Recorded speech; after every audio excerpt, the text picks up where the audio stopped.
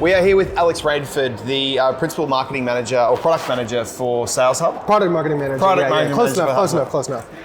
We're lucky enough to sit down with him today just to chat through some of the improvements that have happened, I guess, over yesterday on stage, and also deep dive a little bit into, I guess, the tools and maybe what you're most excited about as a 100%. Whole, and what I think we could probably expect to see. Maybe if we get a couple of tidbits of what's to come and maybe some areas that you'd love to look into. Sure. But probably first and foremost, for those that are out there, are you able to sort of tell us a little bit about your role, what you do, and like what maybe a day in the life would be? I'm sure it's different every day. It's different every day. And so I've been here for 2 years now at HubSpot. The whole time I've been here, I've been focused on Sales Hub, which I've really liked because salespeople are one of my, I think, favorite audiences to work with.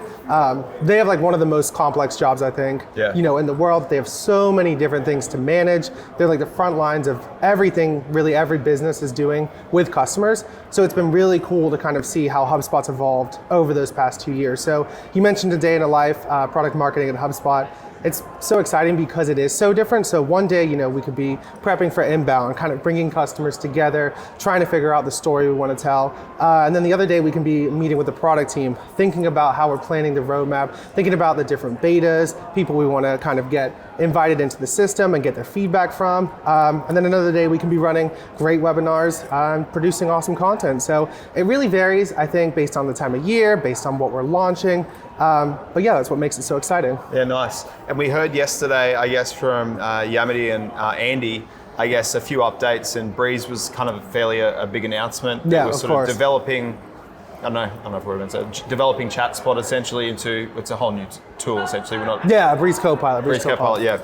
So they spoke about Breeze and sort of 3 subsets of what Breeze is across the whole sub. Are you able to talk about, I guess, the prospecting agent a little bit in a bit more detail, and I guess what we can expect to sort of benefit from a value position day to day from a salesperson? Yeah, for sure. So overall, so excited for Breeze. I think there's just so many great things from intelligence to content creation. So there's so many good implications, and I think some of the people that are going to benefit the most from this are those small, mid-sized businesses, but also teams that just don't have the bandwidth and the time to really work on the level of some of the larger teams and larger companies. So I think one of the things I'm most excited for is the Breeze prospecting agent. So that's going to essentially be able to take a look at, all of the contacts you have in your CRM. Maybe you have a group of people that you haven't had the chance really to work, to nurture, and it's actually going to go in there. You can enroll anyone in that's in your CRM, and it's going to do some research. It's going to craft outreach. It's going to look at your product,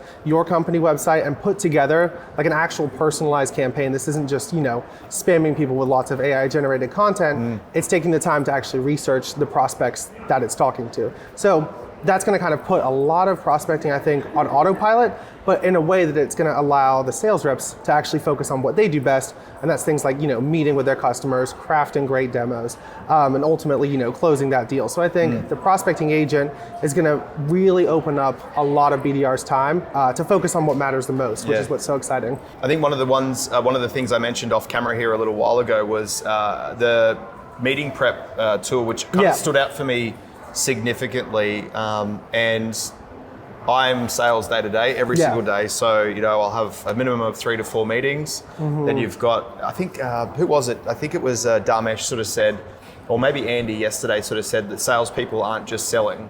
20% of their time is actually meeting with people. The rest of it is running around, booking meetings, proposals, 100%. Quotes, etc.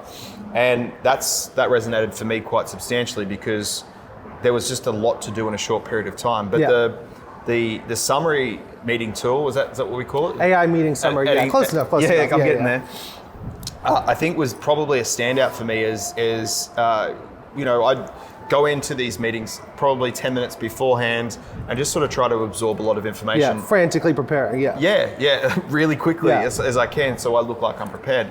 But this tool essentially just serves it up activity inside the CRM, even external information on the company as well, where they are, how many people exactly within it.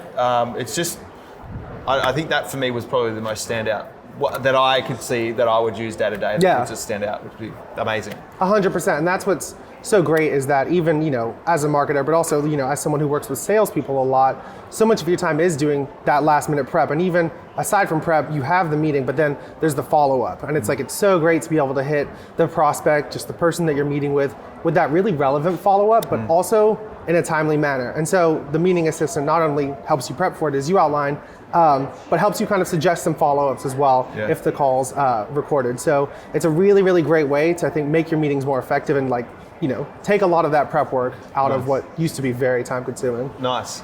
One of the things we've been setting up a lot lately and been working probably more so in getting people's ideas to shift around is really the prospecting space. And really giving, I guess, SDRs and pre-sales people the power in their own space to do their thing.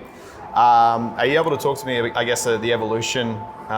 We're seeing now a lead object come in there now into the space. So are you able to talk to me about the evolution of that and kind of, I guess, maybe, what we can expect, I guess, to sort of develop in that sort of, pre-sales space? Yeah, for sure. So last year, I think at Inbound, already a year ago, it feels like I was just here. I remember Andy was on stage and he talked about the prospecting workspace. It was this brand new launch we did in Sales Hub where we gave, like you just said, BDRs, SDRs, that dedicated space inside of Sales Hub, outside of deals, outside of contacts, a place for them to do their true prospecting, like logging calls, sending emails, enrolling people in sequences and booking meetings, and actually progressing a lead. You mentioned the lead object, actually taking someone through that first journey from MQL all the way through to SQL and handing it off to sales. So that was last year.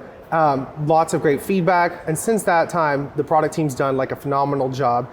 Will Hughes, he's actually the product manager, and he has just completely made this so robust. There's so much more customization, so much more automation and sophistication that you can do. We've got now separate deal lead pipelines now. Lead pipelines, lead tags, you got the leads API.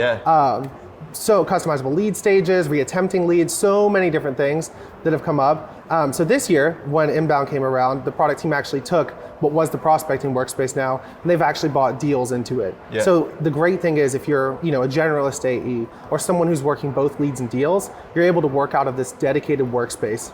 So the organization productivity aspect, that's huge, but on top of that, they've added this thing called guided actions. And what it's gonna do is really look at your CRM, look at what you've talked about, customer data, company data, and it's going to recommend, based on how your sales have been going, next best action. So for example, if you have that meeting this afternoon, it'll say, hey, it's time to prep for the meeting. Or if you haven't followed up with someone in 7 days, it can suggest okay, here's a good time for follow-up. So I think it's going to make salespeople a lot more productive, which is really exciting. I think for me, a bit of a neat freak in the CRM, I think moving some of those pre-sales deal cards out of there is going to be, or a list, or some people use lists for pre-sales. There's now an organized place that you can do it. 100%, And it's cool to see. And we've got, deal score, just so many other ways, I think, to be able to just get faster and more accurate insight into not only leads, but deals as well. Yeah, nice. One of the big things, and I always sort of think about, is how with such a massive organization, so many tools, so many different features, how the development of the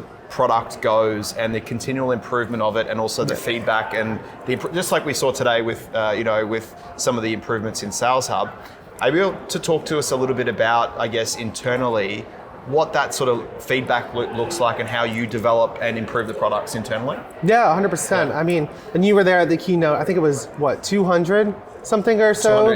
200 plus releases, and it's even as someone who works here, it's how do you possibly, keep track of all that, but at the same time, how do we develop all of those features? And so the great thing about how HubSpot looks at product development is that I think being customer obsessed is really at the center of it. And that's in the truest form here at Inbound. So right below us right now, we have these product stations. And not only are we kind of demoing what we have to offer in HubSpot, we're getting direct feedback straight to the product team from customers, from partners, and even from potential customers. So I know a couple of our product managers are down there right now, kind of really going deep into the tools and uncovering new use cases. And I think as the tools have evolved, as sales have evolved, and as just the market's changed with AI and just different constraints we're operating in, just bringing that customer feedback in from the moment it's even launched. I mean, some of these features, just launched the other day, and we're already getting really amazing feedback from customers downstairs that's gonna really help inform the process. But one thing I would say, and just like a really great plug, is